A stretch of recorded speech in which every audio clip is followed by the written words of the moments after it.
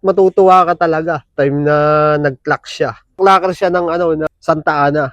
Sa OB nito ay mula lap 1 hanggang lap 5, siya, lap winner. Kasi dati, masyadong madaming ginagawa, mas mabilis nawawala ang ibon. Simplihan lang natin.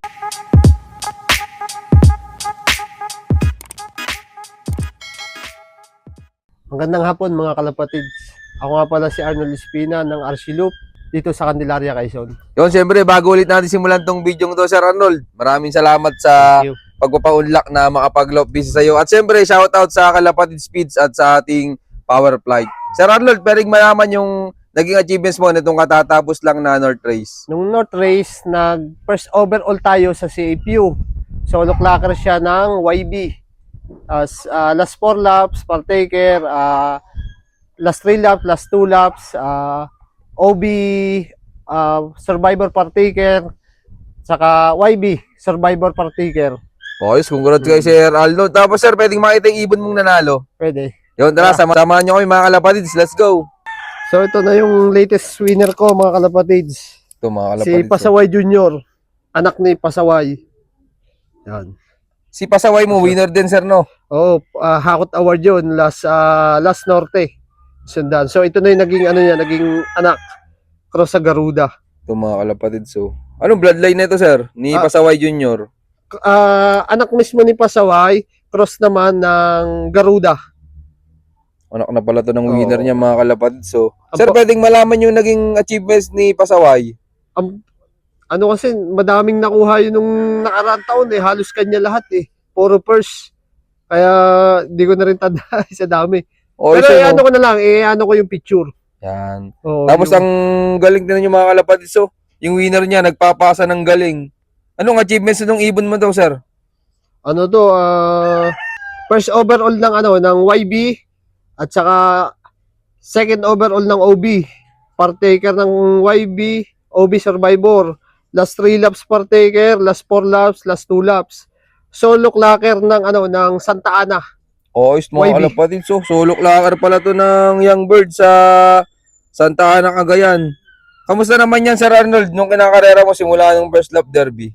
Talagang siya, lipad pogi lamang. Hindi katulad ni Pasaway na talagang matulin. Pero sayang din kasi yung kasabayan nito, nakapwesto na, yung kanyang tito, nakapatid ni Pasaway, halos katulad ni Pasaway, nakapwesto na din laging first. Kaso nga lang, nagkataong namatay nung pagkatapos ng uwian ng Tugigaraw, lap winner siya, kaso kinabukasan namatay. Baka mo nakainom sa palayan, sir, no? Oo, yun ang niya. Yung tito nito, yung kapatid ni Pasaway, yun ang nakapwesto na sa lahat din kasi matulin din. Sayang yun, Tugigaraw na, di last 2 laps na lang. Last 2 laps na lang, nakapwesto na siya sa lahat. So, sayang. Pero at least may isa pa din, yung pamangkin naman, pumalo pa din kahit papaano. Ilan pala nilaro mo nung first lap derby, Sir Arnold? Ang nilaro ko lamang nung ay bali 4. Yung dalawa lumayo.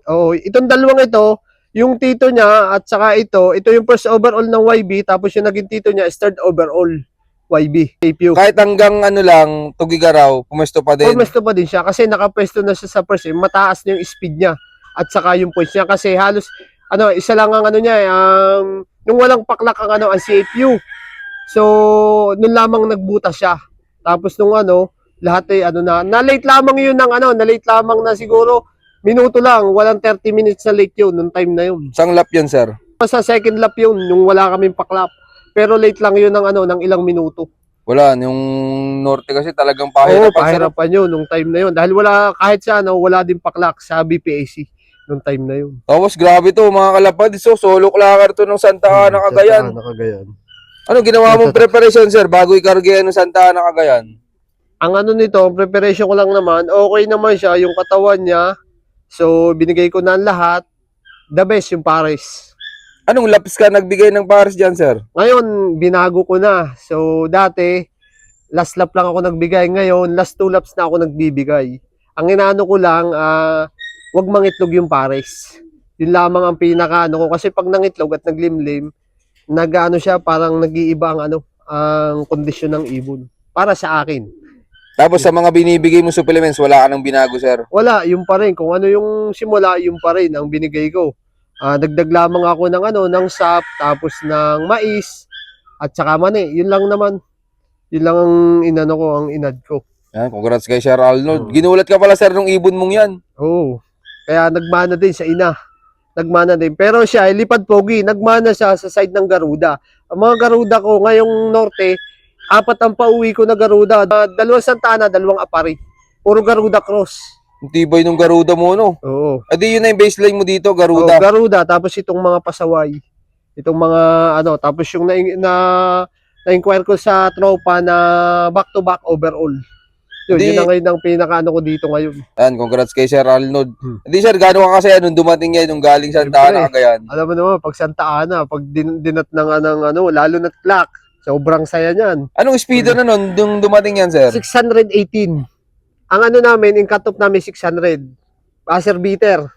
Yan, yung ibon na to. Kaya matutuwa ka talaga yung time na nag-clock siya. Ang galing nag-solo clacker siya. Solo clacker siya ng ng Santa Ana. Tapos, sir, ano nang balak mo sa ibon mong yan, sir? So, bahala ko dito, syempre breeder.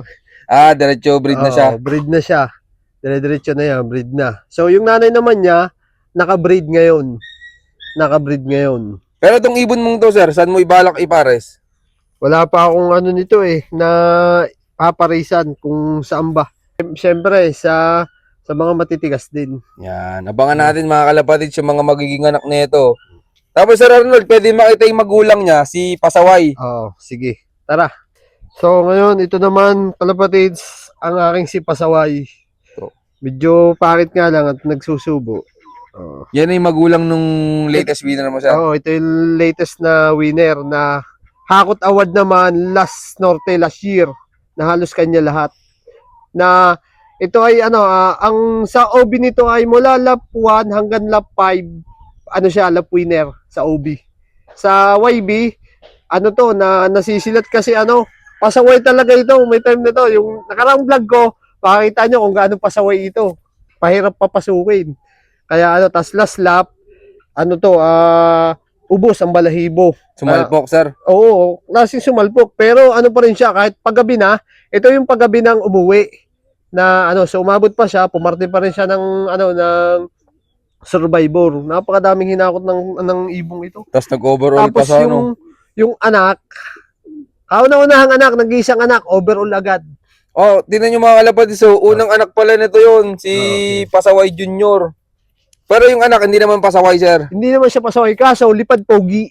900, 800, yun lamang ang kanyang pinakamataas 1,000 siguro, 1,030. Pero kagandaan naman pagdating, pasok agad, no? Oo, kaso nga lang, talagang makunat, hanggang dulo. Hanggang dulo. Yan ang ni Pasaway. Ito mga kalapatid. So, sir, baka may magtanong na viewers natin mag-out ka pa ba nung magiging anak nito ni Pasaway? Pwede naman. Pwede naman. Ano ang baseline nan, sir, ni Pasaway? Ito galing to sa JB's line, kay Paring Batrio. Ito talaga ay mas lamang dito ang Stitch. Pero ang nito ay may ng Gino. Kaya karamihan ay black velvet din. Kaya may tulin din talaga, Oo, ito. So aabangan natin yung susunod ng mga anak nito. Yan mga kalapatid, sa screen yung Facebook name ni Sir Arnold, i-PM nyo na lang siya. Tapos Sir Arnold, ikaw pala, anong diskarte mo dito sa loob mo kapag derby na? Pag derby, kailangan tutok talaga. Sa totoo lamang. Kailangan mo tutok. Kasi isang pagkakamali mo, wala mangyayari pagdating ng derby. Kaya dapat, maano ka sa ibon, matyaga kang tingnan kung ano ba sitwasyon niya, kung okay ba ang ibon. Lalo na kapag datingan yung unang araw. Yun ang pinaka-importante para makarecover agad ng mabilis. Yan lang naman ang laging tutok sa ibon. Yan, maraming salamat Sir Arnold. Tapos Sir Arnold, ikaw pala, anong mga gamit mong supplements dito sa loob mo kapag derby na? Sa akin naman, derby lamang, bawang lang sa Monday, Tuesday, probiotics, tapos Wednesday, B-pollen, tapos Thursday, B22, tapos electrolytes. Ganun lang. Ganun lamang ginagawa ko. Tapos yun nga, ang tawag dito, dagdag ka ng sap, tapos mani at saka mais sa sa duluhan. Yun lang naman. Yun lang naman. Pag malakas talaga ang ibon at magandang ang pagkaka-breed, talagang magaling hanggang dulo. Huwag lang Yun. talagang maaksidente. Yun lamang Yun. kalaban natin diyan eh. Yung aksidente, yung madadakot, yun lang naman eh. Kaya yun lang naman ang ginagawa ko. Simple lang naman ako. Kasi dati, masyadong madaming ginagawa, mas mabilis nawawala ang ibon. Simplihan lang natin. Simple lang ang pag-aalaga ng ibon. Huwag nating huwag nating kadamihan ng gamot or simplihan lang natin. Simple din lang manalo. Yun, maraming salamat, Sir Arnold. Ikaw ba, Sir Arnold, kapag derby, nagtatakal-takal ka ng mga pakain sa ibon mo? Hindi na rin. Hindi na rin. Yun na rin kung patuka mo. Yun na lang din. So tatantyahin mo din kasi hindi din naman maganda yung sobra.